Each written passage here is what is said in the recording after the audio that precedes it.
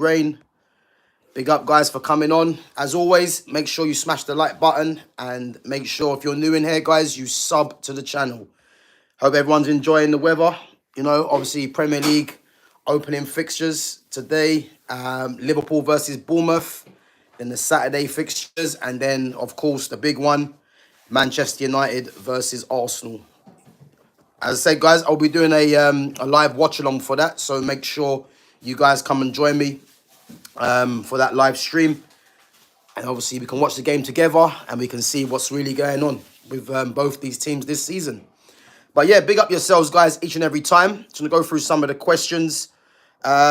Jay says, big up, Gav. Big day today. Opening day of the Premier League. Very excited and going to keep up with all the games. Big up, mods, and chat and ask. Always smash that like button. Yes, Jay, big up, man, for coming through. Guys, as I said, yeah, big weekend. As I said, Liverpool kicking it off against Bournemouth, you know, defending champions. As I said yesterday on the stream, you know, I do expect Liverpool to win the game. I don't think it's going to be comfortable, but I think at home, you know, I think they'll definitely get the job done. And obviously with that crowd behind them as well, you know, obviously with the Diogo Jota as well, the passing, you know, they'll be definitely getting behind their team. And I think that will definitely see them through, 100%. Lumi says, Gav, do another poll which United player has won a Champions League.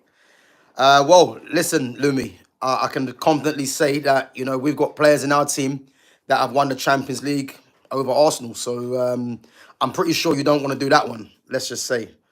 But big up for coming on. Lumi says, Gav, do you like a bet? Do you know what? I used to do accumulators before, but I don't really do them no more. But yeah, listen, I used to do it a lot quite back in the day, but I've kind of just left that alone now because it's, let's just say I'm not winning. So yeah, I just kind of left it how it is now. But big up. So Jay says, if I don't respond, I'm playing WWE right now. Jay, what one are you playing? Are you playing 2K25? Let me know, man, because I'm trying to get 2K25 at the moment. I've got 2K24, but as I said, I haven't really had time to play no games, really, if I'm honest. Big up to Barbara Joseph each and every time. Big up for coming through. Okay, so Sky doing a free £2 ACCA, not much, but it's a bit of fun. What is that? Is that on the Arsenal and Man United game?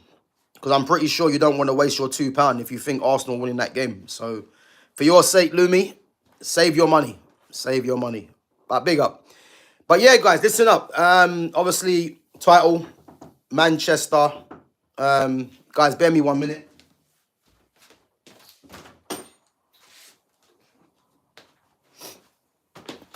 Sorry, guys. Yeah, big up yourselves. So yeah, obviously title, you know, Manchester, are they starting to dominate the transfer window? You know, there's been links to Gianluigi Donnarumma of, well, say of PSG, but it's quite clear, obviously, they're looking to let him go. And, of course, Carlos Baleba of Brighton. So, obviously, there's been some comments today on Carlos Baleba from Fabian Herzler saying that he's very, very confident of Baleba staying. Big up to Mike Bracewell as well for coming through. Big up to Daniela. Guys, make sure when you come through, you smash that like button. Let's get the likes up today. I want to at least hit 20 as a minimum, as we're always going to try and target. So, as I said, if you're enjoying the content, make sure you smash the like button. And, of course, make sure you sub to the channel. So, Fabian Herzler, who's Brighton's boss, has said he's very, very confident that Baleba stays at Brighton. For me, I think that's a sign that Baleba is going to be on the move. Because I think whenever a manager comes out and says that, you know, I think he's quietly behind the scenes. You know, there's things going on. And, you know, I'm still going to remain 95% confident that Baleba ends up at Man United. I think the fact that United have made their interest known in him, there's no way United can go to the end of this window without signing Baleba. And again, a midfield is a priority in this window. So, as I said, I'm confident it happens. And it's just one of them things now where we have to just see what the price is going to be. Again, we're hearing that it's going to be a British transfer record. Obviously beating the 116 mil which Florian Wirtz went for. You know, to be honest with you, can I see it being a British transfer record? I'm not sure. I'm not sure. I think United might be able to get the fee down slightly lower, but who knows? But one thing's for certain, United have to bring this player to the club. No excuses. And as I said, I'm pretty confident that that it happens. So yeah, fingers crossed. Lumi says, Gav, are you buzzing for the season? Been too long this break. Do you know what? I am. I think I'm more buzzing because it's going to be a massive season, because there's a lot of teams for me that are going to be put on notice. I think if you look at Man United, Arsenal, even Man City, as crazy as it sounds under Pep, I think those three teams for me are going to be the three teams that everyone's going to be looking at as what can they do this season. I think Liverpool, back-to-back league title wins, if they do that, is going to be great. Chelsea, obviously, they just won the Club World Cup, so they're looking very good as well. So I think definitely it's going to be interesting to see what actually happens. But I think those three teams for sure, I think we need to be, we need to be seeing what they're going to do. Obviously, Newcastle having their issues in the transfer window, and of course with Alexander Isak as well. But there's loads of teams that are going to be fancying their chances this season to finish in certain places. And as I said, I think the fact that the season's back, the fact that United have made some good signings as well, if we get Baleba over the line, I'm going to be more optimistic. My reservations for this team is still the manager. I still don't trust this manager. I still don't think this manager is here for the long term. So my optimism is that United, keep on improving, but I don't think they're going to improve at a rate that I would like to see under this coach. So yeah, listen, we have to just see what happens. Big up to Mike. Mike says Crystal Palace also said that they are confident to keep both Guehi and Eze. I think Mark Guehi doesn't go anywhere, and for many reasons. I think you have to look at the fact that the World Cup's coming up, the fact that he's not guaranteed to be a first choice ahead of Virgil van Dijk, the captain, and Ibrahim Konate. So he's probably best served staying at Palace for another season, proving what a good defender he is, getting his starting place for England in the World Cup.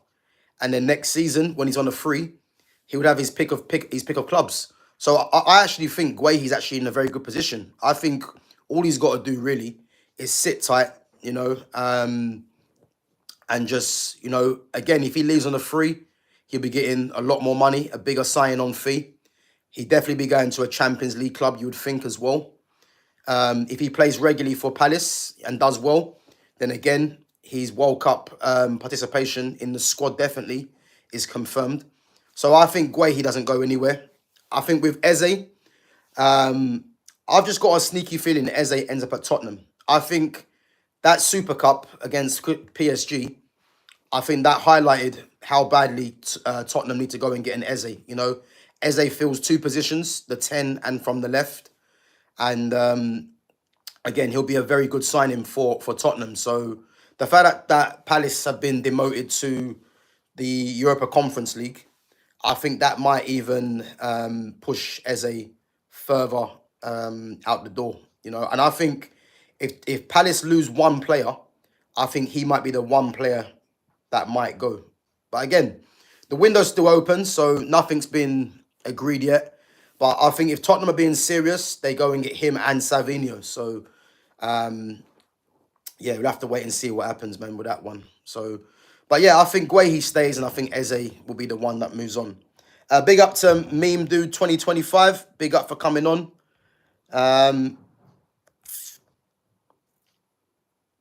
So Exedra said, big up Exedra, says, I don't think we'll get both Donnarumma and Baleba, Gav, probably one or the other. So yeah, big up, bro. So it wasn't, so obviously in the title, I said Manchester, so I meant Man City. Man City and Man United. So I don't think Man United get Donnarumma. I've been saying this since the start. I think Donnarumma is primed to go to either in the Premier League. I'm saying three clubs, City, Chelsea, or Newcastle. I think they're the three clubs that potentially he could go to. And there's different factors for all three of them, as I've mentioned before. So you look at Man City, the fact that Pep likes ball-playing goalkeepers.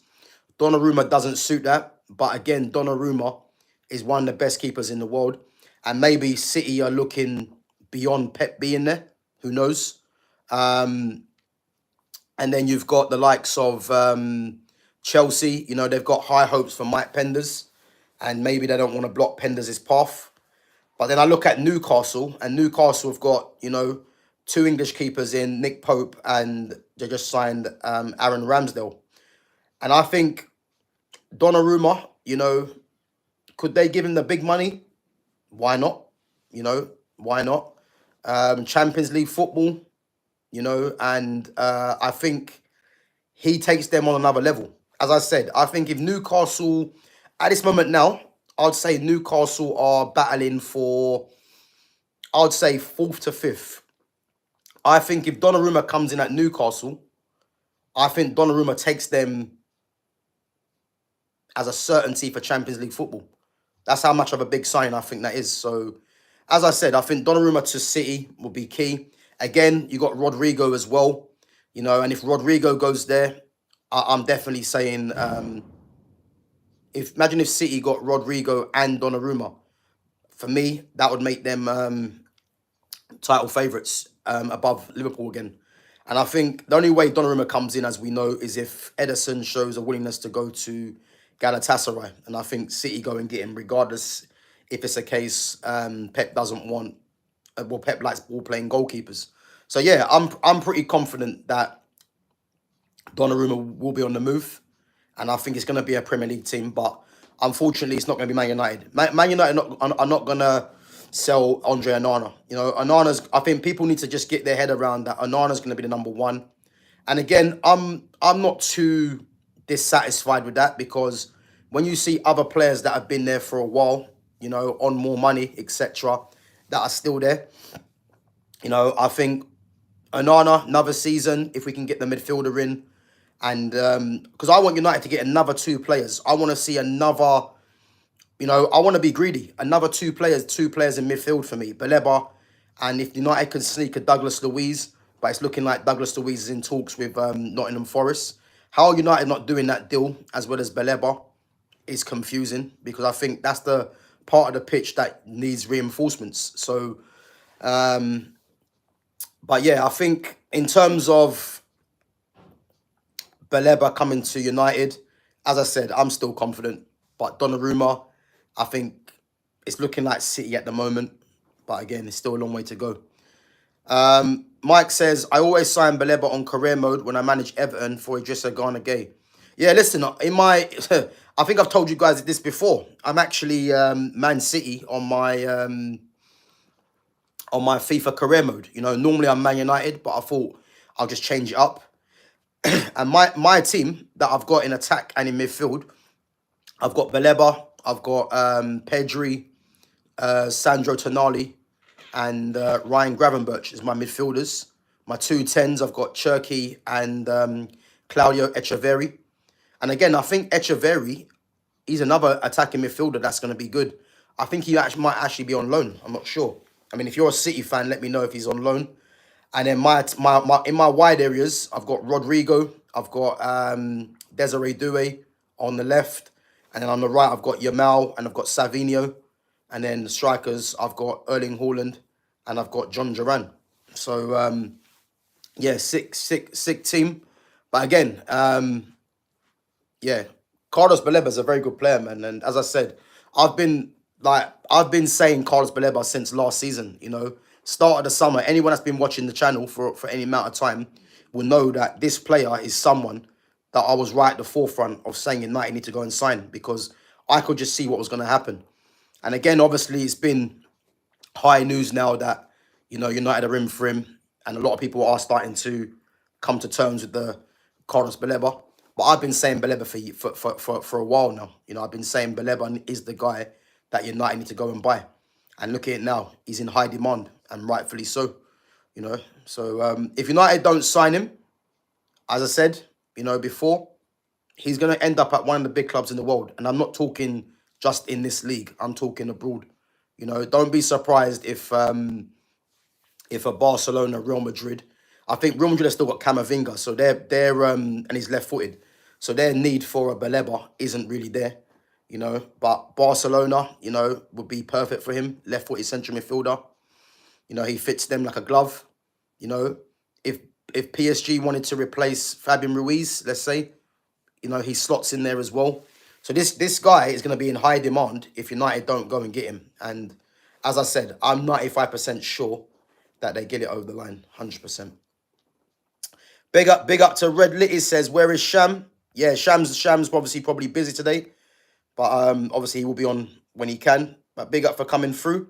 Guys, come on, only 8 likes. There's 11 of you in there, 13 of you, sorry, in here. Let's smash the like button, guys. Let's at least try and get to 20 today. Big up. Exedra says, I don't see why City would get Donnarumma when they got Trafford and Ederson. But as I said, Ederson would have to go for Donnarumma to come in.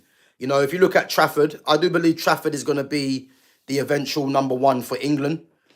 But this is Donnarumma. You know, if you got a chance to get Donnarumma, even though he doesn't suit the style of play that Pep normally does, you know, it's a chance not to be missed, really. You know, and again, can I see City sign him? You know, I would have to say at the moment I'm 70-30. And the only reason I'm 70-30 in favour of them signing him is because does Pep want a goalkeeper that isn't going to suit the style of play that he likes?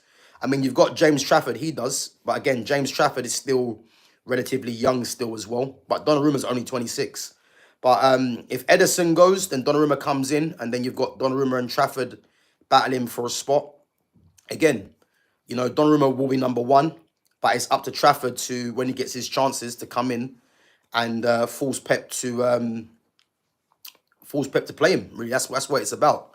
But again, there's a lot of variables that happen. You know, Ederson has to go for Donnarumma to come in, and Pep has to really change the way that he's going in terms of having a ball-playing goalkeeper to get Donnarumma in.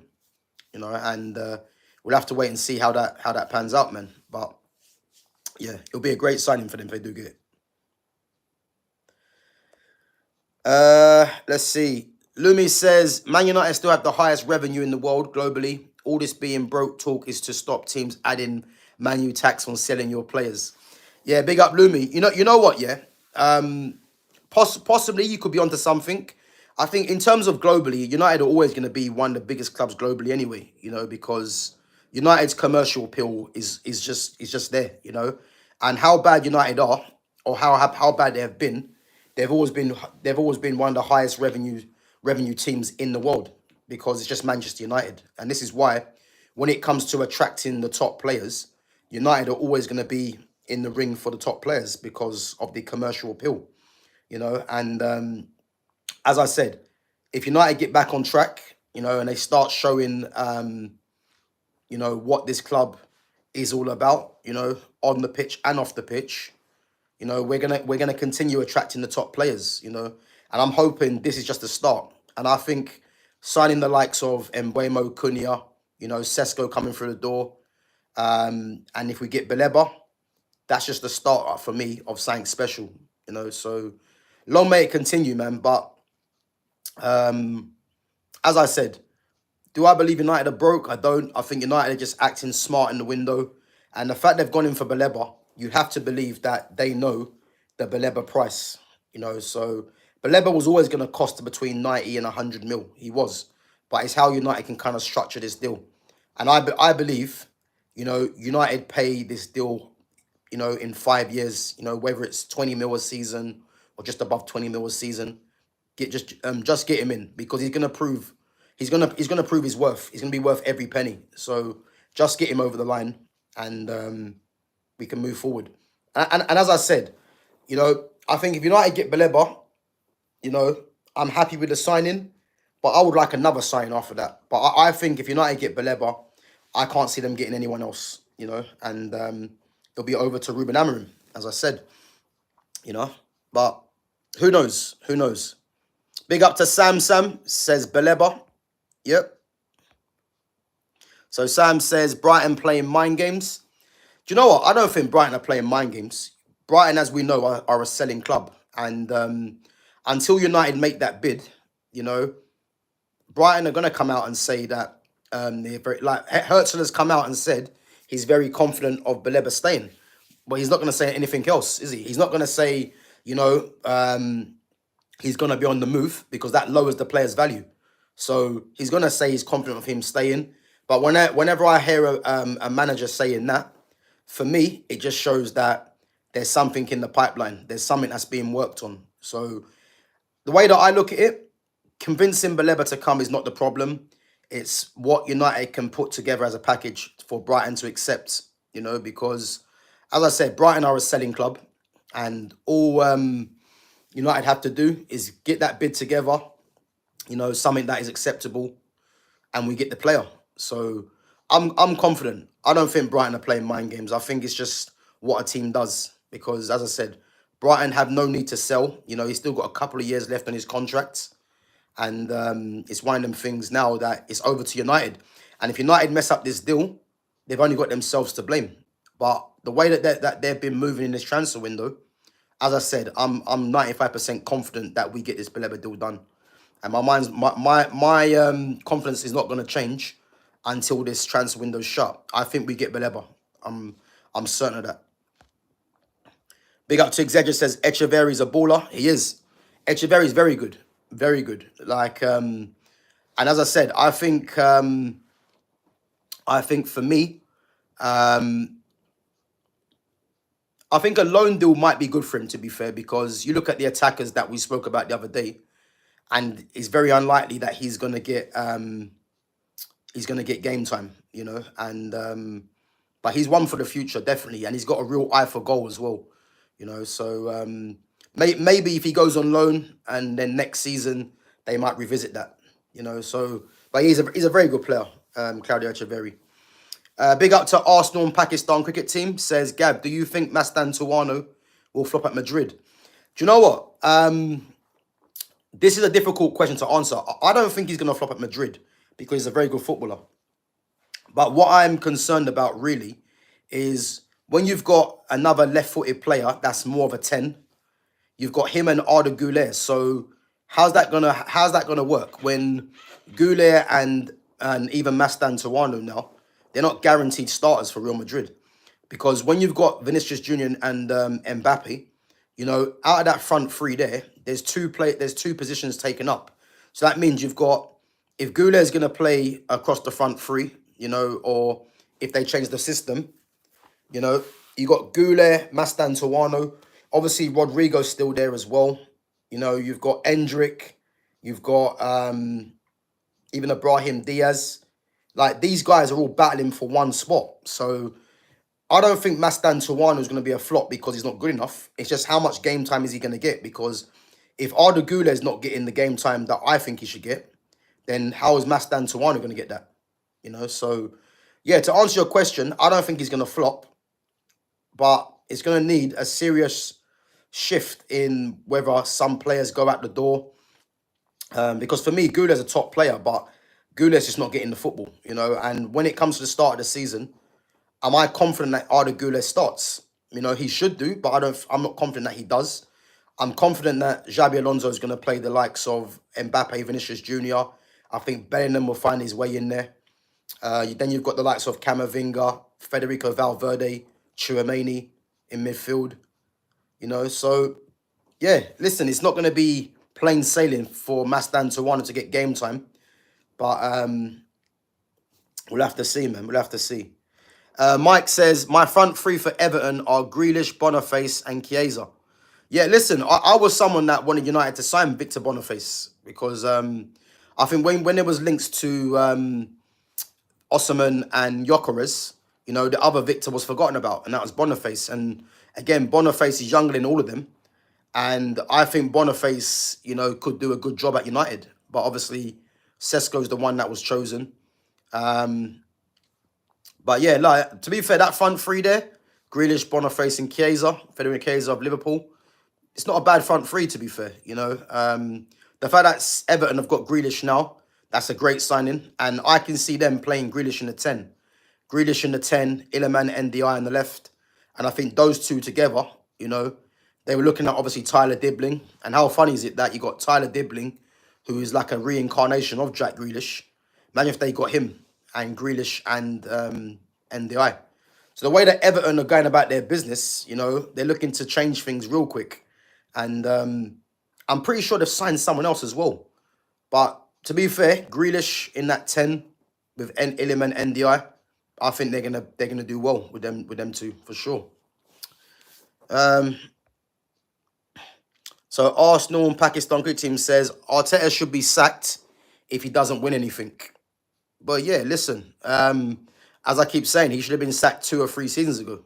I don't care whoever wants to argue with that. He should have been sacked 2 or 3 years ago, because when you spend the money that he's spent, and really you've been there for what, 5 years, coming on 6, I think, and you've only got an FA Cup trophy, which was with Unai Emery's team. Questions have to be asked. So this is why I'm looking forward to this season, because as I keep saying, Arsenal have to win a Champions League or a league title, which for me they're not going to do, which means that Arteta's position has to become untenable. If you're an Arsenal fan, if you're being serious, City have to respond after last season. Liverpool got a title to defend. United are playing 1 game a week. And it's going to be interesting to see how they get on. You got Newcastle who want to push on. Are they going to keep Isak? Chelsea, Chelsea are looking threatening. They've signed a lot of players as well, and they're going to be wanting to be in the mix for the league title up against City and Liverpool. So yeah, there's loads of teams, man, that will be looking to push on. What's going to happen to Aston Villa, Tottenham as well? These teams will be looking to push on and cement themselves in the top 6, top 4 race. So yeah, listen, there's a lot of work to do from a lot of these teams, but yeah, we'll have to wait and see. Big up to Manjanaf HP. Buckwheat says Man United will not draw with Arsenal this coming Sunday, 100%. Listen, I hope you're right, Buckwheat. I hope you're right, because I'm praying for United to win this game. But big up to Manjanaf. Yep, I'm praying United win this game, but the reservations that I have is this manager. Is this manager going to set this team up in the right way to get a positive result against Arsenal? And I just don't think he does, because he's going to play a couple of players that I don't think should be playing personally. So just based off that, and his in-game tactics as well, which are poor for me, his substitutions. Just based off of that, I don't think United win the game. But because they're at home, the crowd behind them, first game of the season against rivals, I think personally I think they could get a draw. So, but again, I would love a win, but I'm gonna say a draw just based on the crowd getting behind them. So yeah, that's what I'm gonna say. Gav, do you think Chevalier will flop at PSG? But it depends what you mean by flop. Again, a lot of these questions are subjective. So, do I think he's going to flop? It's hard to say, because PSG have set a high standard now. So, I think the only way you could look at him being a flop is if it comes to the end of the season and they haven't got that Liga title. Is he going to play a pivotal part in that happening? So it depends what you mean by flop. Like, let me know what you mean. How would he flop? I mean, is he going to concede 60 goals? He's not. Let's be honest. It's going to be hard to replicate what Donnarumma done, because Donnarumma won a Champions League with them, the league title. So if he just equals that, then, he can't be a flop. But then again, yeah, what are you expecting for him to do? That's the question. But big up. Fana Knight Ngayan says, does cannabis harm you? Don't know, never tried it. So, yeah, so I can't really answer that. Maybe someone else in the chat might.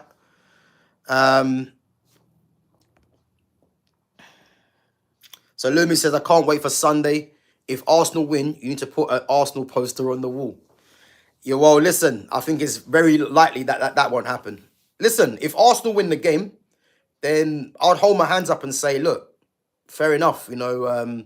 Arsenal got the win in the end. Like I'm not one of them fans that are gonna be, complaining because as if I see United play well, and Arsenal nick it, I'll be pissed off. Don't get me wrong, but then again, it's one of them things. If United play bad and they nick and they win the game, I'm content. But if Arsenal win the game and they absolutely destroy United, listen, I'll be frustrated with United, but then I'll say what done to Arsenal. So, but in terms of the poster, hell no, hell no. I'll leave that for you, Lumi. I'll leave that for you. But listen, I think it's going to be a good game, and I'm going to say a draw. But if United win the game, as I said, I'll be very happy. But one thing I've said already is if Arsenal lose this game, they're under pressure. If United lose this game, the 5 games that I've been talking about with Amorim, the next 2 games against Burnley and Fulham, he has to win. So this is why it's exciting, because if they draw against Arsenal, then against Fulham, if you get a draw away from home, which will be quite difficult, it's like fair enough. There's no losses in 2 games. But that means he's got to beat Burnley. But if he loses against Arsenal, Fulham now becomes a must-win. So does Burnley.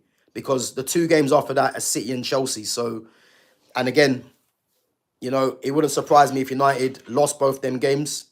It wouldn't surprise me if they got a draw or a loss, a draw or a win. So, again, this Arsenal game is key in that sense. Because if he doesn't get a positive result, Ruben Amorim, it means the Fulham and Burnley game become must-wins. So, yeah, man, it's exciting, put it that way. Niche fan says, we are absolutely minted. The whole skint narrative was just to sack the canteen and backroom staff. We've got mega money. Whether they've got mega money, I'm not too sure. But United have money. This whole notion that United haven't got money, I never believed it in the first place. And I think it's one of them things where United obviously are not going to come out and say they've got money because they know that they'll get fleeced by these other clubs. So, yeah, I always said that United had money, but it's whether they're going to spend it on the right players. And to be honest with you, they've done that. So you can't really complain at Ineos, at Jim Ratcliffe, you know what I mean? So yeah, listen, all I care about is them just getting this this Baleba deal over the line, because he's the one player that I've wanted all summer. So if we get him over the line, I'll give this window, if we get Baleba, I'll give this window, I'd say an 8 out of 10. An 8 out of 10 if we get Baleba in. I'll make it a 10 out of 10 if we was to get another midfielder in, like a Douglas Luiz. I think there'll be no complaints for me. And again, getting some of the players out the club as well. So, yeah. Guys, come on. 16 of you in there and 16 likes. Smash the like button up. Let's at least try and hit 20, guys, as a minimum. Big up to Crawley Eagle as well for coming through. So if you're enjoying the content, smash the like button. Obviously, it helps the channel to grow. And as always, if it's your first time in there, guys, make sure you sub to the channel and check out my other content as well. Big up to Ishmael Mogammed. So Exedra thinks it's going to be a draw. Yeah, listen, I think so as well. I think it's going to be a draw. Yeah. Again, I'd love United to win it, but I think draw is most likely, because I think both teams probably won't want to give it away, give much away. I think United are going to sit in, and probably play more on the counter, And again, his starting lineup for me is going to be crucial. It's going to be crucial because I've got a feeling he's going to put certain players in that the fan base are going to be questioning why. So, yeah, but who knows, man? We'll have to wait and see. Ishmael Mogammed says, "I am stronger than you." I don't know how you can tell that, but if you think so, well done. Yeah, listen, I reckon the game's going to be either a 1-1 or a 2-2 draw. You know, I can see it being 1-1 or 2-2. I think there will be goals, but yeah, 1-1 or 2-2 I'm going to go for. Big up to Reluctant Gamer. Big up, bro. He's back. He's back. Oh, you back tomorrow? Sorry. Okay. Yeah, big up, man. Yeah, hope your holiday's going well. You know, hopefully Newcastle has taken the stress down a bit. You know, but listen, you guys are making some moves now. You know, you signed Malik Tior. You're trying to get Visser over the line. You just signed Jacob Ramsey as well from Aston Villa. So yeah, listen, what started off as a poor window, you know, Isak's still there as well. I know obviously he's not playing tomorrow, but what started off as a poor window, you guys are you guys are now starting to try and make moves. So yeah, listen, see what happens. But big up, man. Big up to Madridista as well. So any good news about Ibrahim Konate? To be honest with you, this Konate news, I don't believe it. For me, there's no way Liverpool let Konate go on a free. You know, I just don't see it because, again, Liverpool, as we know, need another defender. You know, and if I'm looking at someone like Konate with the physicality that he has and the connection and the relationship he has with Virgil van Dijk at the back, I just don't see why they're going to let him go on a free. You know, I think they are going to agree to him having a new contract, you know. Whether it's going to be on his terms or, you know, there's some sort of an agreement, I think that'd be better for both. But yeah, I don't see him going on a free. I just don't see that. But yeah, I mean, there's obviously news around Konate and Real Madrid, but I just can't see it. Unless Konate has come out and said he wants to go, I don't see them letting go of him. Because if they let go of Konate, that means now they need to go out and buy 2 defenders because you're only going to have Van Dijk. You know, Guehi's obviously going to stay at Palace. And then you've got the youngster coming in, Giovanni Leone, you know, who's only 18. So the Konate talk, I don't see it. I don't see it. Yeah, I don't think he goes, man. Not for me. Yeah, big up to Madridista.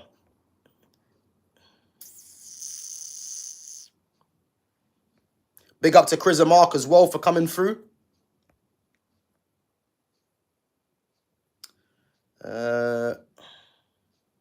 Big up to AW.A, Goofball Games. Says, hi, I'm a United fan. Another United fan in the house. Chris and Mark hates United. Yeah, Exedra, you know what? I know you've been banging on about Angelo Stiller. Yeah, no one's been in for him. I'm not sure why. You know what I mean? I've seen a little bit of him. You know, I think he's a left-footed central midfielder. But again, there's obviously a reason why a lot of teams are probably not coming in for him. Maybe they're not rating him as highly. I don't know. But I know you've been banging on about him for a while. But for me, Baleba's the one for me, man. 100%. He's the one. Chris and Mark says, Liverpool 4-0 tonight. This season's not going to be nice to Bournemouth, Brentford and Wolves, along with Leeds and Burnley. 4-0 Liverpool. You know what? It wouldn't surprise me if Liverpool do win 4-0. I think because I like Andoni Iraola. I don't think Iraola is going to set his team up to be beaten 4-0, even if they are away from home against Liverpool. I think Liverpool win the game, you know, but I don't think it's going to be 4-0. I think it might be something like 3-1, you know, maybe 3-0, but I reckon 3-0, 3-1 against Bournemouth. I don't think Bournemouth get blown away. I know it's first game of the season, but I think Bournemouth won't be that open. And again, Bournemouth play some good football, and they've got threats on the counter as well. I know Dango Utara is going to Brentford, you know, club record fee as well. But you know what? Utara is a good signing for Brentford. You know, he directly replaces Brian Mbeumo. And again, Bournemouth are looking at Amin Adli to replace him. But yeah, I think Bournemouth, Brentford, Wolves, Leeds and Burnley, I think you'll find them teams in the bottom half of the Premiership. You know, and I think it's fair to say that. But yeah, I don't think they get blown away tonight. I'm gonna say 3-0, 3-1 to Liverpool. I do think they'll win. Big up to JT16 says, Gav, thoughts on Sancho leaving for Roma? 20 million plus a loan fee. Again, I've never hid my admiration of Sancho. You know, I was hoping that there's a way of Sancho staying at Man United, you know, and reintegrating himself back into the squad. But I think this deal for Roma, I still don't believe he goes to Roma. You know, as I keep saying, Sancho's going to have 1 year left on his contract next season. So if he does leave the club, if it's a straight loan deal, and then he comes back, because who knows, if he goes on loan, starts whipping it up, you know, and then he puts himself in contention for the World Cup squad, which again will be difficult. For me, he definitely deserves to be in there, no doubt, but it will be difficult. Then him coming back next season to United, you know, again, new manager might look at him. You know, he might want to stay on different terms. Who knows? But him going to Roma, 20 million, and then an option to buy or obligation to buy, I can't see it personally, or a permanent. I can't see it. So, I mean, if he does do it, then fair enough. But I think there's things in place really that, you know, if he's looking at it in the sense of getting his money, then you just go there on a straight loan. You don't entertain a permanent sale, because in a year's time, you know, you're going to have all the power really. So, and again, I don't care what anyone says. Jadon Sancho's a top player still. He is. He just needs to go and find a team where he's playing week in, week out, and they play to his strengths. Simple as that. I was hoping it'd be at United, but as we can see right now, it's not looking like that. So who knows? Who knows what happens? But do I see him going to Roma? I'm not too sure. Again, they've got to agree a wage. They're not going to pay him a wage that he's on right now. It's obvious. So whether there's a compromise, I don't know. But I think Sancho, for me, he just needs to go on a loan deal, you know, or, you know, because I think if United wasn't having 1 game a week, who knows? He could actually be reintegrated back into the squad. I know his wages are quite high, but I look at this system now, and Sancho suits this system, you know, as a left hand. But again, if he does go, you know, best wishes, because I still think he's a top player. But this Roma one, I'm not too sure at the moment, you know, I'm not too sure. Sartak Tripathi says, Cunha will make Arsenal's defence dance with his runs. Let's hope so, man. Let's hope so. As I said, I'm looking forward to this game. The way he sets up, as I said, is going to be key for me. I think the front three, he's going to play Bruno as a 10, Cunha up top, and then Mbeumo. I think he's definitely playing that. And because the thing is, he's going to shoehorn Bruno into the team, which means if he's going to be a bit more cautious in midfield, I think he plays Casemiro and Ugarte. You know, he's not going to play Kobe for me, even though I would like Kobe to play, but not in the 6 or the 8. So I think he plays Ugarte and Casemiro as the protection, and then plays Bruno as a left 10. Or if he wants to play Mason Mount, because he does like Mason Mount, he might play Bruno and Ugarte and then play Mason Mount as a left 10 and start trying to press Arsenal all over the pitch. So again, his team selection for me is what I'm looking out for, because as I said, I've got my reservations on what this manager's going to do. So we'll have to wait and see. Chris and Mark says Ramsey is a massive signing. Jacob Ramsey.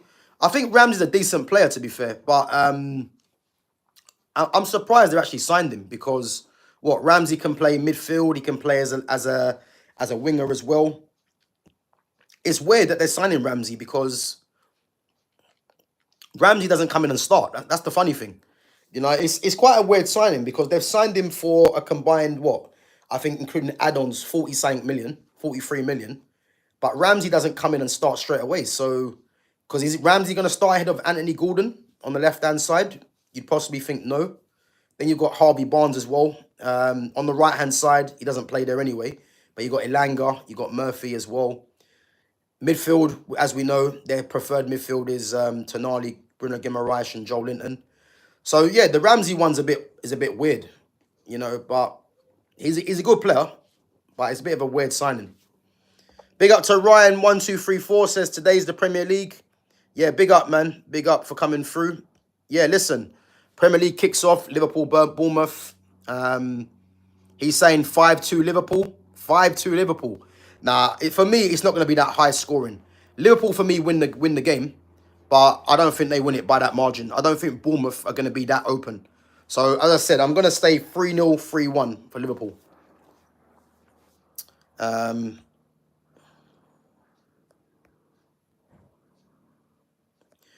Sancho's not going to Fenerbahce, Chris and Mark. He's come out and said he's not going to Turkey.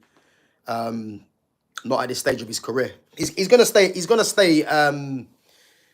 He's gonna go to either. He's either gonna stay in the Premier League or he's gonna go to Italy or Germany for me. But again, if he can't agree a fee or his wages, you know, who knows, man? Who knows what happens?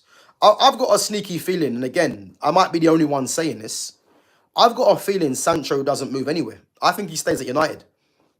You know, and I think if he stays at United, you know, I just wonder if he gets reintegrated back into this squad. It's one to watch. It's one to watch. It's one to watch. You know, I think if I'm saying that, but him staying at Man United for me, I would say it's 80% likely to go out on loan or a permanent. I think more of a loan. But if he doesn't get agreement with the club, who's to say he doesn't leave at all? You know, and then again, would Man United be forced to include him back into the squad? This is the thing. So it's one to watch. It's one to watch because, as I said, there's nothing agreed with any club at the moment. You know, and again, he's going to have 1 year left on his contract come next summer. So, well, he'll be a free agent, I think, come next summer. So, one to watch, guys. One to watch. The Joker says Sancho has earned too much money. That boy won't ever live up to the hype he had at Dortmund. So the thing is, I think in terms of the contract he was given for someone of that age coming to United, again, no player really should be getting a contract that big. You know, but again, we have to remember Sancho was, you know, arguably the best young player in Europe at Borussia Dortmund, which is why United were desperate to sign him. I think he's been failed at Man United, you know, just like many other players have been failed, you know. The system, the fact that other players were preferred to him, the fact that he wasn't given a number 7 shirt as well. Like, these things do play its part, you know. But I think in terms of him ever living up to the hype he had at Dortmund, you know, again, I still think what's Sancho now? What, 23, 20? I think he's 24 now. I think Sancho is definitely someone that has a lot of ability. So I have no worries in terms of him producing the goods. But, you know, if he finds a club that, you know, plays to his strengths, there's no reason why this guy can't still be a top player, you know, because he has the ability. You know, he showed it at Chelsea. And guys, let's put this notion about Chelsea not wanting him to bed. The only reason he didn't go to Chelsea is because he couldn't agree on a contract that they were willing to offer. And as I said, Chelsea have a wage structure, and the money that Sancho is on at United would mean that he's got to take a massive pay cut. So all these idiots out there that are telling you that Chelsea didn't want him, you know, is not true. He couldn't agree on a contract, you know, because if they could, you know, pay him something close to what he was on at United, he would have stayed there. But the fact that that they were willing to not pay him that much because, again, they've got a wage structure, you know, this is why he couldn't agree. He couldn't agree on a contract, and fair enough. So all these people telling you that Chelsea didn't want him is not actually true. You know, it's just made up because they don't like the player. Yeah, as I just said, he's probably going to ride his contract out to the end. I believe that as well. I believe that. And as I said, don't be surprised if Sancho doesn't move anywhere. You know, I know there's talk about him going to Roma, but again, if he goes to Roma for a permanent deal, I'd have to say he's probably snookering himself. You know, if it's a loan deal, you know, with no obligation, which again, the club want to get his wages off, which you can see why, then maybe. But I don't see him going anywhere in a permanent because, as I said, he's got 1 year left on his contract and the power will be with him. Imagine if he goes on loan, as I said, and has a great season, you know, forces his way into the World Cup squad, and then he's on a free. Imagine the amount of clubs that will come in for him. So That's something to think about, you know. So no, he's not on 300 grand a week. He's on, I think he's on 250, not 300 grand a week. He's on 250. I think bonuses might take it up to that, but I think his base wage is about 250. And again, I don't want to hear no one tell me about his wages when Mason Mount's on 250, and Mason Mount's nowhere near the player of Jadon Sancho.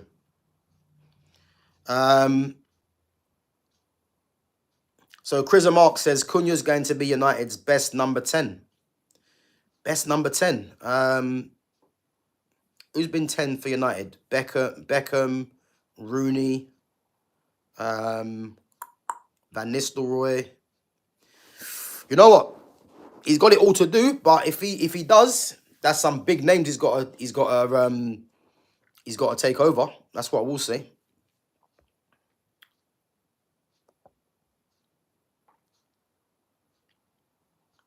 So Chris Mark says Newcastle switched from a 4-3-3 to a 3-5-2, and Rodgers fits in. What? Morgan Rodgers ain't going to Newcastle. I think you mean Ramsey. But again, they're not going to play a 3-5-2. They're not. They're not going to play a 3-5-2.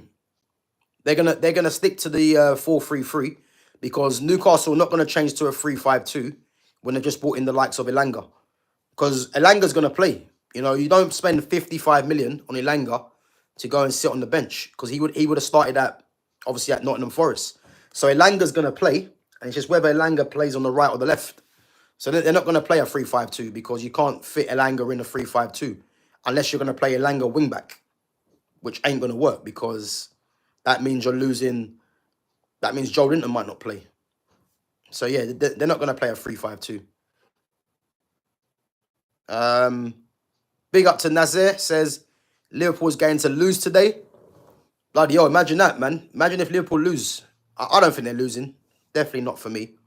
I think they're going to win, as I said, 3-1, 3-0, I think. Definitely. Joker says Sancho's still a baller. He needs a club like Fulham or Everton. A manager that like Moyes would let him flourish. He kind of needs a free role, in my opinion. Yeah, Joker, listen, I agree. I think the way the game's gone now, Sancho's someone that, as I keep mentioning before, he's a number 10 playing out wide. And a lot of these teams now in the wide positions just want pure pace, players that are direct, you know. Sancho's not that kind of player. He's someone that has to link with his front man, you know, and use his ball manipulation to get past his man, you know. So I think him in this system now where he's not really required to go on the outside, you know, he can come in field and link with a striker in this Man United 3-4-2-1 actually suits him better, you know. But as I said, do I see him going to a Fulham or Everton? I don't. He's better than a Fulham or Everton for me. As I said, let's not get confused. He would have stayed at Chelsea if he could have agreed a contract.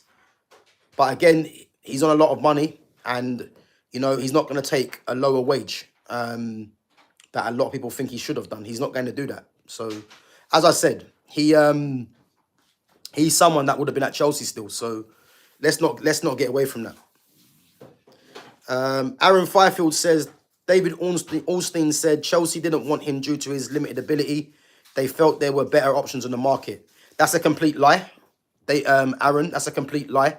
David Ornstein's never come out and said that. And David Ornstein will never say that in the first place. Why would David Ornstein come out and say that Jadon Sancho's got limited ability? Ornstein's never come out and said that about any player. So that's a complete lie. As I said, people can believe what they want to believe, but just use your brain and think to yourself, you know, he's on a higher wage. You know, they were looking to try and agree a wage with him. And again, if they're looking to try and agree a wage with him, that's showing you that they want to keep him. So to say that David Ornstein said he's got limited ability, which is why they didn't want to keep him, is a complete lie. The fact of the matter is, he didn't stay there because they couldn't agree a wage that he wanted. Simple as. You know, all this other stuff that people are doing to try and downplay Sancho is pathetic. And the day he couldn't agree a wage that he wanted, end of story. People move on. Joker says, what are your thoughts on Anthony at United? Again, I would have given Anthony another season. But the thing with Anthony, he's on a higher wage, 200 grand a week. You know, had a great loan at Real Betis. The fact that Mbuemo's come in now, you know, it's obviously obvious that he needs to move on. You know, and if United can get some money for him, you know, and get his wages off, it's a good deal for the club. But Anthony's another one. He's going to sit tight until he gets the right move for him. And in a sense, you can't really blame him when you're thinking about it, because he's being forced at the club, really. Let's face it. And if you're getting forced at the club, why should you just go and take any move because it makes the fan base or the club happy? Shouldn't do that, really. Because if I was in Anthony's shoes and I'm on that wage, again, the club made the decision the decision to give him that wage. If I'm in Anthony's shoes and the club are trying to force me out, I'm not going anywhere. Because if I feel I should have the right to still be there, you know, and the club are forcing me out, I'm going to sit tight until a right deal comes for me. You know, and I think that's what Anthony's doing. You know, unless he gets an offer from elsewhere and it's right for his career, then he's going to go. But the club are forcing him out, so he's going to sit tight, man. And again, I don't really blame him for doing that. You know, I think a lot of fans need to put themselves in a lot of these players' shoes. You know, because you want them at the club doesn't mean that they should just go and leave. You know, if you're in their shoes, would you be leaving that amount of money? And if you're getting forced out, you know, it's different if, you know, the club wanted to keep him, you know, and he wanted to explore his options. But the club are trying to force him out because of his wage and because they brought other players in. So again, he's not going to go and leave, is he? That's just obvious. Big up to Gunners fan. Big up for coming through. Guys, come on, 20 likes. If you're in the chat, make sure you smash the like button and make sure you sub to the channel. We're going to go for another 10 minutes and then we're going to wrap up. Aaron says, Chelsea seen Sancho as a market opportunity. Sancho is on 290 a week. Aaron, who's told you he's on 290 a week? Where are you getting that from? Is it his base wage isn't 290? I know that for a fact. His base wage isn't 290.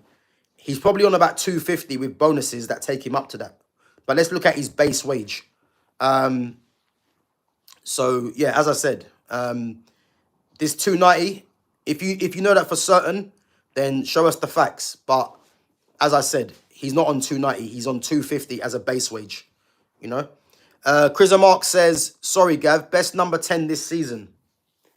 Best number 10. What, is that in position or the number they've got on their back?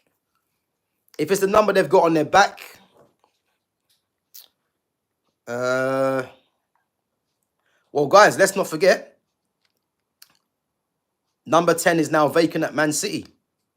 So if Rodrigo comes in, I'm going to say Rodrigo. So as I said, this Rodrigo is going to happen for me. I think Savinho, you know, I want Savinho to stay at Man City because I think Savinho is a very good player. But if Tottenham gets Savinho, it's a great signing for them. And that's going to make City press on with the Rodrigo signing. And again, by all accounts, we're hearing that Pep is making him his number one target. And again, the number 10's available. So again, Rodrigo, you know, needs to be looking at these things. You know, he's got number 10 available at Man City. They're in the Champions League. He's going to be one of the stars of the team. You know, he's got it all there, really. Does he want to stay at Man City, at Real Madrid, sorry, and be just another superstar? Or does he want to become the superstar at Man City with the number 10 on his back? You know, the number 10. So listen, yeah, it's all there for him. So I'm going to say at the moment, I'm going to say Rodrigo. I know he's not there yet, but the number 10's available. So yeah, I'm going to say Rodrigo. I would love it to be Matthias Cunha. And I do think Cunha will have a great season. But if I've got to pick one, he's not there yet, but I'm going to say Rodrigo because I do believe City sign him. You know?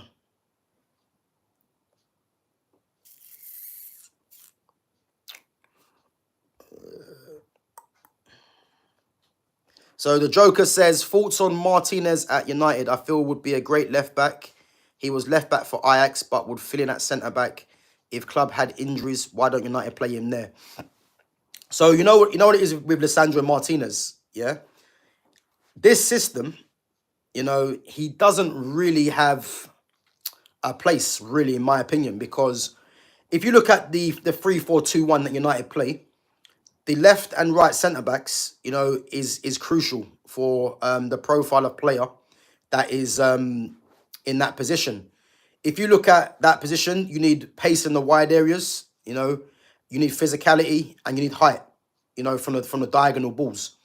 And again, if you look at the likes of Lisandro Martinez, he hasn't got either of them. He's not quick in the wide areas and he hasn't got the height. So automatically, he's a problem for the team in that sense. On the ball, he's decent on the ball. But he's only going to play as a left-sided centre-back in this system, which, again, as I just mentioned, he's got his faults. As a left wing-back, forget about it. And as I said, he doesn't really have a position in this team, Lisandro, because he's not good in the wide areas. He hasn't got the height either. So in the left and right centre back, he's going to struggle. Again, you're not going to play him as a central defender in that system, and wing back, forget about it. So what do I think of Lisandro? There's not really much to think about, really. I think he's someone that could get moved on in January, maybe end of the season, because I just don't. I look at United's team now on that left side. For me, Aiden Heaven is going to get better and better. Mazraoui can play there. Yoro can play there. Again, Luke Shaw can play there. I'd prefer left-footed centre-backs on that side of the pitch. But for me, as I said, I think Lissandro's a problem because he's obviously still at injured. Well, I think he's training now, but he's not fit enough to start games. But I just don't see United having him as the long term. I just don't see United having him as the long term. And as I said, I think January or next season is one to watch. If you change the system to a four at the back, he comes more into contention because he can play centre back, left side centre back, or left back. But yeah, I just think his long term future isn't at United for me. So Chrism Ark says in position, Man U's best number 10, allow Bruno. Nah, Bruno's not even a number 10, man. He's not. Bruno's not a number 10, and he hasn't got number 10 on his back. So if we're talking about the positions, again, I'm very what's the word? Particular about these things because the number 10 position is a cam, central attacking midfielder. So if we're talking about a cam, central attacking midfielder, or if we're talking about left and right 10, again, you can't really compare them because it's different positions, on the pitch. So it depends what we're talking about. If we're talking about the number on the back of their shirt or a cam, then it's more easy to discuss. But if you're gonna say left 10 and right 10, again, that's just formations that or positions that are taken up by a formation. But the actual number 10s that I'm talking about are players that play in a number 10. Players like if I'm looking at City play for 10, which could be Cherky, it could be Foden, it could be Marmoush. Liverpool could play for 10. It could be Florian Wirtz. I know Szoboszlai's played there at times. Chelsea, Cole Palmer plays in the 10. Esteval could play there. Xavi Simons, if he signs, could play there. So they're number 10s in position. So yeah, let me know what you mean. Because if it's number 10 on their back or the number 10 position like a cam, then it's easier to answer. But the left 10 and right 10 is not really a cam position. It's just because United are playing a 3-4-2-1, it's a left and right 10. So it's a bit different for me. Gunners fan says, Gab, do you think Mbappe will ever win the Ballon d'Or?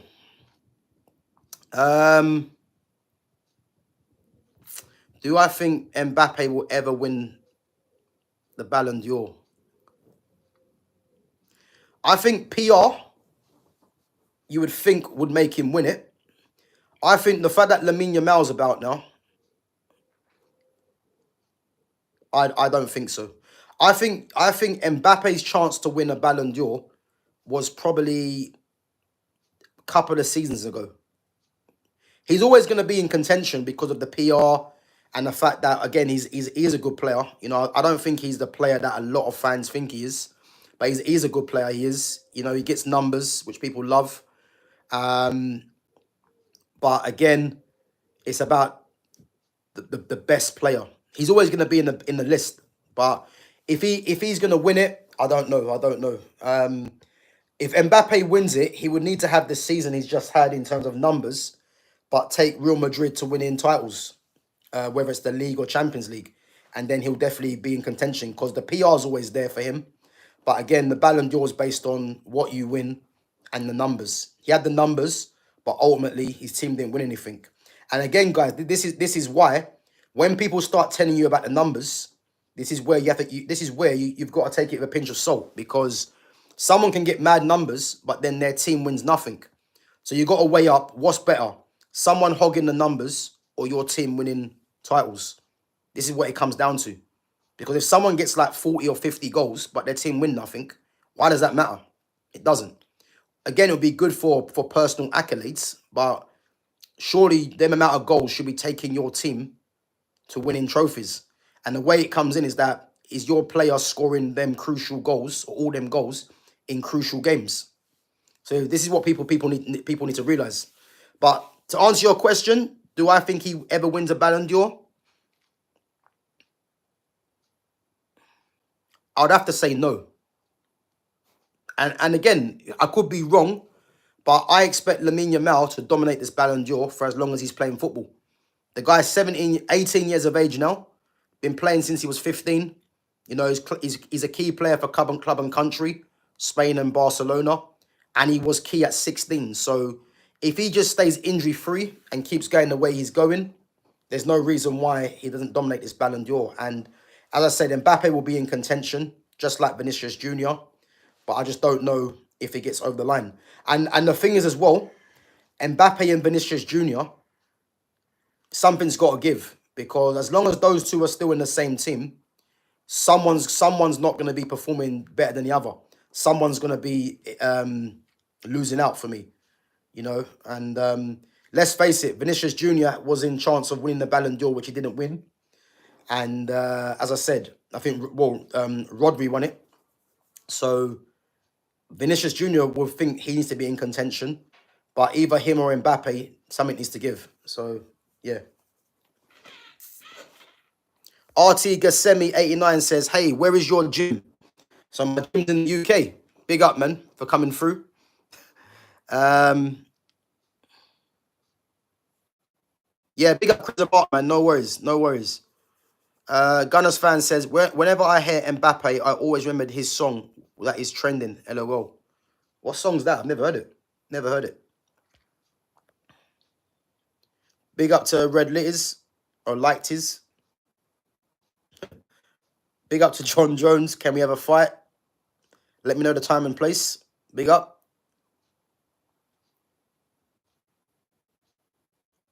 So Shaquille Khan says, who do you think is the best sign of the season? Or who do I think the best sign of the season is going to be? I think I answered this before, you know, and I'm going to stick with what I'm saying. I'm going to go with Florian Wirtz for me at the moment. I'm going to say Florian Wirtz. Yeah, Florian Wirtz, I'm going to say at the moment. If Rodrigo comes in, he could be in contention. You know, I'd love it to be Mbeumo, Cunha, Baleba, if he does come through as well. Sesko. Do you know what? I'm going to change it, actually. I'm going to change it. I'm going to say Baleba. I'm going to say Baleba. You know, Florian Wirtz, Rodrigo, if he does come in as well, would be up there for me. But I'm going to say, yeah, I'm going to say Baleba. I think Baleba is a crucial signing for Man United. As I mentioned, I've been saying this all summer. So I think he's going to be a crucial signing. So I'm going to stick with Baleba, definitely. You know, but Man United just need to get it over the line. I mean, look at Forest. Forest doing mad business. Callum Owendo, deal been agreed from Ren, striker. You know, they've agreed deals for McAtee, who's a very good player at Man City. And again, guys, if there isn't any other clue to say that City are going to go and sign someone big. You know, Savinho looking like he might go. They've just got 30 mil for James McAtee. They're going to go and sign Rodrigo. You've heard it here first. I'm telling you. You know, Forest are trying to get Douglas Luiz as well. You know, Amari Hutchinson's been agreed. So, yeah, listen. Big deals being done now. Nottingham Forest, you know, they're trying to show that they want to be in this top 6 battle. You know, because they've signed, they've made, look, they've got 3 signings that they're looking to get. And obviously Douglas Luiz will be a very good signing. That'll be 4. So, yeah, listen, they ain't going anywhere. Big up to Mark. So JT16 says, Bruno needs to leave as he's holding other young places back from progressing or bringing other options in Man United. Big up to JT16. Yeah, listen, again, if anyone's been watching my channel, I've been talking about Bruno Fernandes for years. You know, he's a massive problem in this team. And as I said, I'm not going to go over it again because I've been talking about it for time. But the fact that this club didn't take the 100 million for Bruno Fernandes just shows you that this club ain't serious. You know. So yeah, as I said, this manager's going to shoehorn him into the team, and we're going to quickly find out, you know, what a mistake is going to be. So if United get Baleba done, it makes Amarim's job in terms of what he's going to do with Bruno. It's going to make it interesting because Baleba comes in and definitely starts, which means there's one place in midfield on where this manager wants to, the system this manager wants to do. So if he's going to continue shoehorning Bruno into the team, you're going to have the likes of Casemiro on 350, Mason Mount on 250, Ugarte who got bought for 60 mil, Kobe Minu, an academy product. You're going to have all these players on the bench for Bruno Fernandes. So again, this is why I want Baleba to sign, because this whole shoehorning of Bruno is going to come at his detriment if the manager keeps doing this. So again, this is what I'm looking out for. Big up to Lewis Jackson each and every time. Big up to Cass United. Yeah, big up Cass. Guys, I'm going to go for another 5 minutes. Obviously, been going for over an hour now. So yeah, give me your questions, guys, and then I'll give you guys another 5 minutes before we wrap up. I'm going to go and enjoy this this British sun, this England sun. So yeah, give me some more questions, and then we're going to wrap up. Big up to Idol TV as well. Guys, again, if you can smash the like button, there's 21 of you in it at the moment. Smash the like button, help the channel to grow. And of course, make sure you sub to the channel as well. So yeah, give me your questions before we wrap. Another 5 minutes.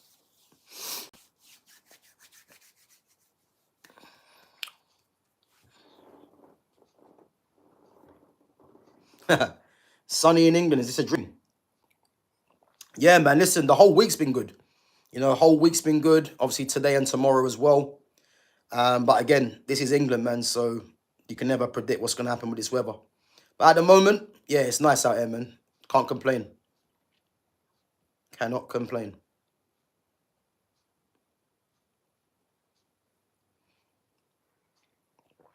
Jay says the sun sucks. Rain's better. Nah, Jay, man. Don't know what you're talking about there. You usually come out with some good takes, man, but the rain's better? No way, man. No way. No way.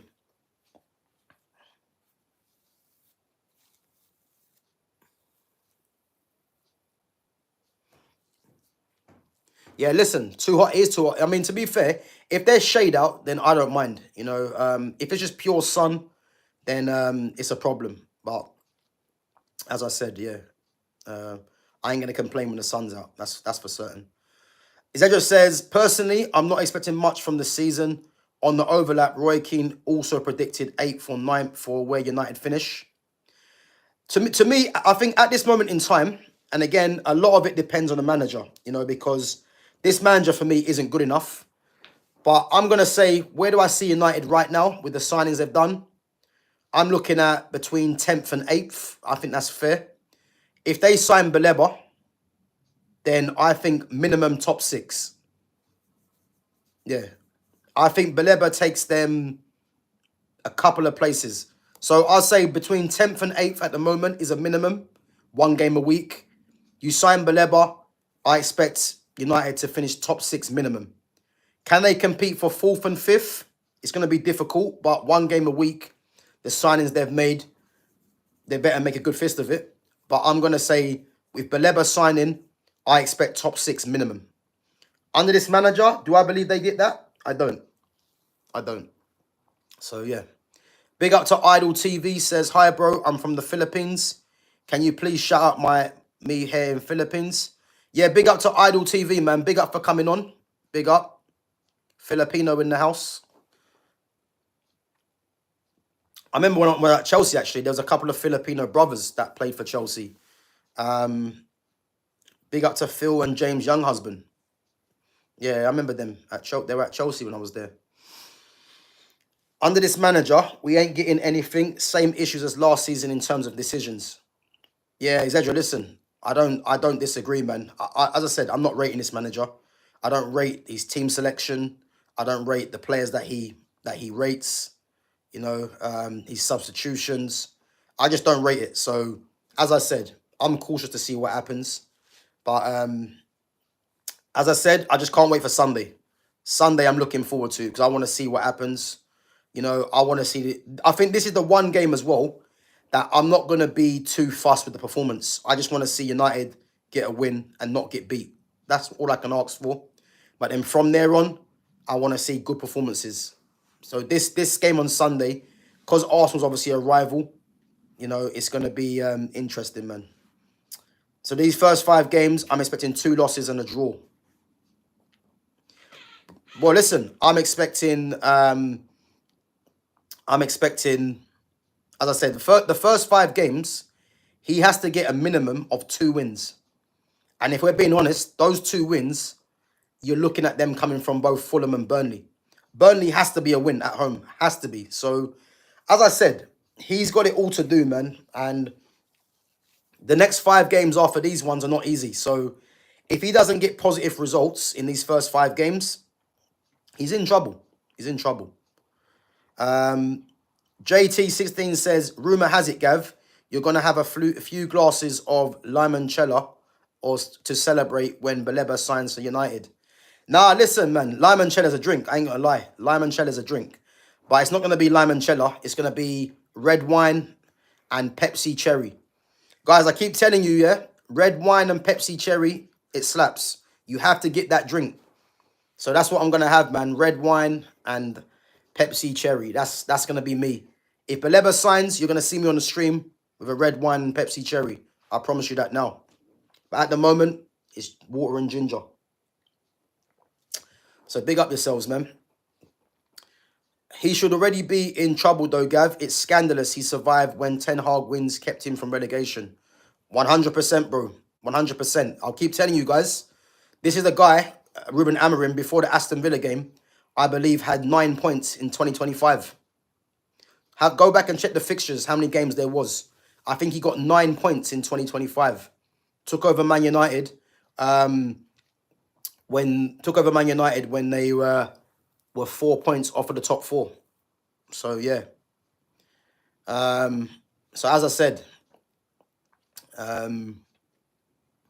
yeah, I haven't forgotten about last season, put it that way. I don't think a lot of fans have. So, we'll just have to wait and see what happens.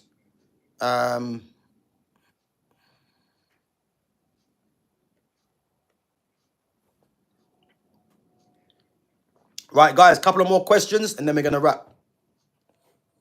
Big up to Daniela. Guys, come on. We've got 24 likes. Let's smash the like button. If you're enjoying the content, help the channel to grow. And again, make sure you guys sub to the channel as well.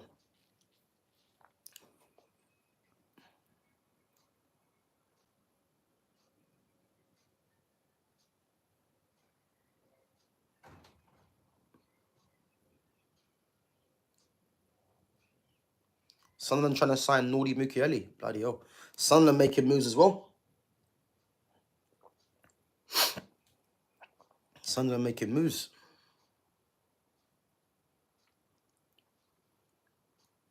So, Gav, are you going to continue your next Gen 50 videos? Yeah, bro, 100%, man. I've just been busy, so I haven't had time to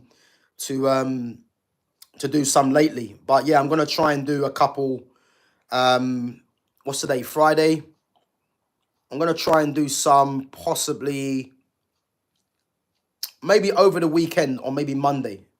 So yeah, yeah, guys, make sure you keep an eye on my next gen 50. So for those of you that don't know, the next gen 50 is the best 50 young players in the world, which is under 21. So there's a few players that I'm discussing. Some of them have actually moved club recently as well. So yeah, make sure you give a look on that one on my playlist under next gen 50, next generation 50, best young 50 players in world football. So yeah, I'm gonna revisit that, bro. Maybe over the weekend if I get time, or definitely next week. So yeah, I'll try and get I'll try and get another 4 coming out for next week, definitely. And also, guys, I've got a sit down podcast coming out as well that I done last week, which is interesting. It's a bit different, you know. It's about life, and obviously about myself, which is coming out. So yeah, make sure you guys keep an eye on that, which I thought was quite a good one. And again, I've got an announcement to make, guys, that I'm going to be taking part in something as well. I think it's in December time. So I'll let you guys know that maybe end of the month or maybe next month sometime. But yeah, I'll let you guys know that for sure. I think out of the 3 promoted teams, they had the best chance, in my opinion. Sunderland. Yeah, I think so. With the business they're doing, 100%, 100%. I think so. And again, let's not forget they're a massive club. Sunderland.